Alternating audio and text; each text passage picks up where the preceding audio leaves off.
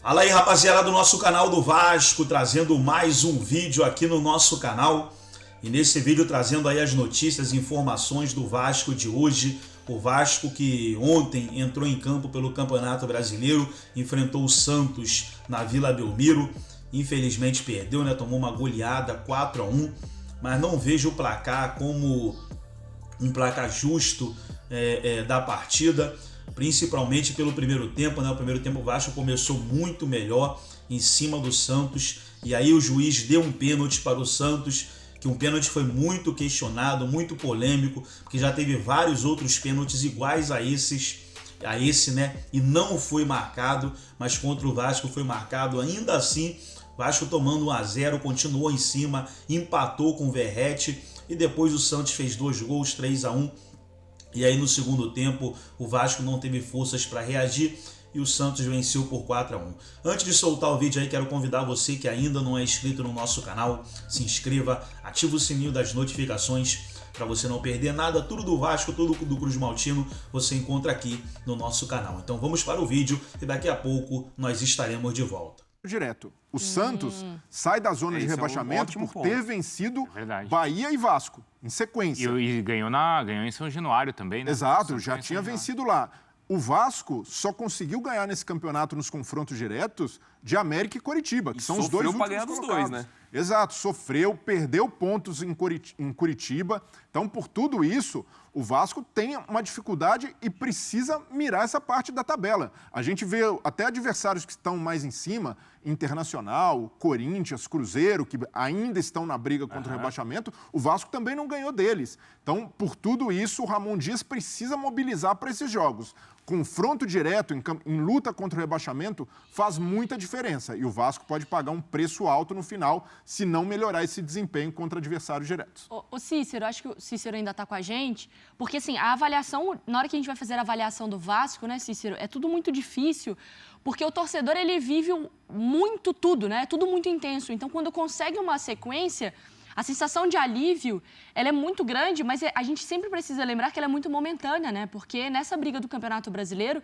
não dá para ninguém respirar aliviado antes ali da 38ª rodada, porque é uma loucura o que vive o futebol brasileiro. E nisso eu tô com os nossos comentaristas. O Ramon, pelo menos, me parece um cara, assim, equilibrado para fazer essa avaliação do Vasco nesse momento, Cícero. É verdade, Mário. O auge da empolgação do torcedor Cruz Maltino, nessa sequência aí de vitórias, que tiraram o time do Z4, né, da zona de rebaixamento, foi a vitória diante do Fluminense, fazendo 4 gols num time que tem um setor defensivo muito bom, que é o time tricolor. Ali, com o torcedor lotando o estádio Newton Santos, o jogo não foi em São Januário, foi no Newton Santos, a torcida ficou muito empolgada e achou que dali para frente o Vasco ia brigar até por coisas maiores, né? Eu vi muito torcedor do Vasco dizendo, ó, Sul-Americana é certa e se pegarmos uma sequência como está sendo essa, quem sabe até a Libertadores da América, né? Mas isso com um grande exagero, né? Também tem um outro destaque aí, nesse caso um destaque negativo, que o francês Payet chegou aí com muita expectativa de que poderia dar esse toque de classe ao Vasco, um jogador muito experiente, com muito nome na Europa, apesar de ser veterano, e ele não conseguiu jogar até agora, né? Não se firmou no time do Vasco, já ganhou a posição de titular, já perdeu. Quando se esperava que ele entrasse jogando contra o Santos, ficou no banco de reservas, entrou, não fez diferença. Então, realmente, o Payet foi um risco, né? Uma aposta que o Vasco fez e até agora não deu certo. O torcedor do Vasco, com essa derrota para o Santos, acha que os jogos em São Januário agora não há outra alternativa. 3 pontos até o final do campeonato, a começar pelo jogo contra o São Paulo, que vai ser um jogo duro, em São Januário, no próximo sábado. O Cícero falou do equilíbrio, você estava destacando também, né, Mari, do Ramon Dias, e o Marcelo Fernandes, agora efetivado, também teve muito equilíbrio, até para avaliar a confusão que o Soteldo armou, né, Breiler? Porque ele riscou um fósforo ali e está suspenso, o Mendel contou pra gente, por causa da graça ou da provocação dele, vai desfalcar o Santos no clássico com o Palmeiras. Deu um bafafá na redação a discussão desse lance aí, Breiler. Então, sempre que isso acontece, uma firula de jogador, é polêmico. O Soteldo dá uma exagerada na firula. Uma coisa é uma pedalada, até mesmo uma lambreta em progressão. outra é pisar em cima da bola, mas ainda assim não há nada na regra do jogo que proíbe o cara de fazer isso. Então faltou também ao Sebastião, atacante do Vasco, a maturidade para entender, até porque o Soteldo, quando faz isso, o jogo está 3-1. Mas existe na regra que você não pode desrespeitar o jogo.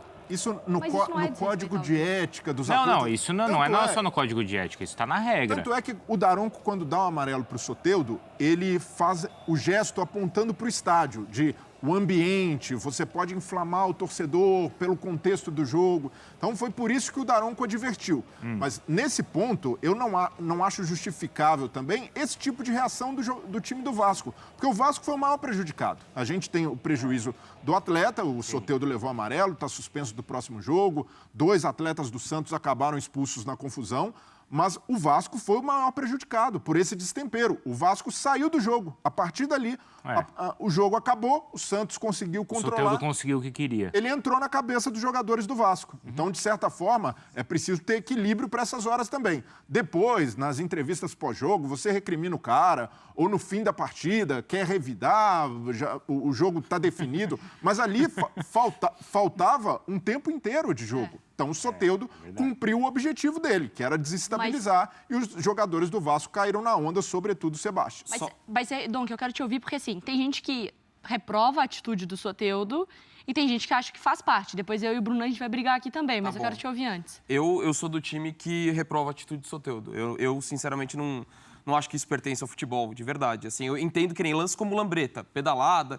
É recurso técnico, acho que é legal do jogo, mesmo que você vai pra cima do adversário, que ele possa ficar incomodado, não tem problema. Ali ele não tem finalidade técnica nenhuma. Ali é pra você tirar sarro do adversário que tá perdendo, porque ele não faria isso num 1-1. Ele não faria, porque não tem nenhuma finalidade aquele tipo de lance. Então, assim, eu discordo totalmente da ação do Soteldo, mas eu ainda acho que o erro maior no lance é do Sebastião Ferreira.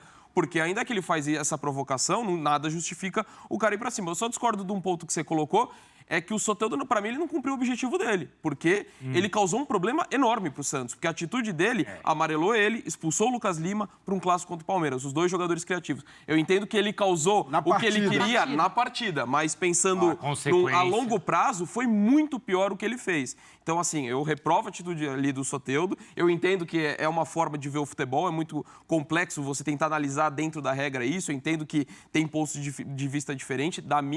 Do meu ponto de vista, eu realmente não gosto, só que eu acho que o Sebastião Ferreira erra mais que o Soteldo. Ele reconhece que exagerou. Na hora ali, os jogadores do Vasco vão pra cima, ele já pede desculpas. Então, ele passou do ponto nesse aspecto. Soteldo, você tá falando? Sim, o Soteldo. Ele reconheceu no campo que passou do limite. Eu achei engraçado, eu vou usar esse termo, você vai me entender, tá, Breler?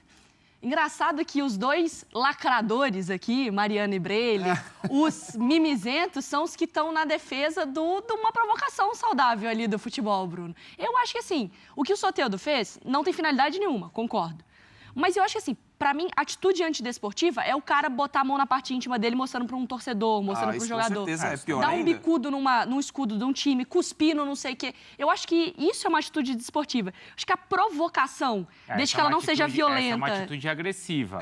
A outra é uma atitude antiesportiva. Eu acho que, assim, é uma provocação dentro de campo. Óbvio que ele vai fazer contar 1-1, porque você não provoca quando você tá perdendo. Você provoca quando você tá ganhando. Acho que isso faz parte da rivalidade saudável do jogo. O problema é esse. Aí você corre o risco de a outra pessoa não interpretar como algo saudável e criar Mas aí é isso, ninguém tá aprovando violência. Não, mas por isso que eu entendo que o Marcelo Fernandes ele foi equilibrado quando ele falou assim, olha, a gente não deve fazer com os outros o que a gente não gosta que façam com a gente. Mas aí se fosse o Vasco ganhando de 4-1 e o cara quisesse provocar e fazer...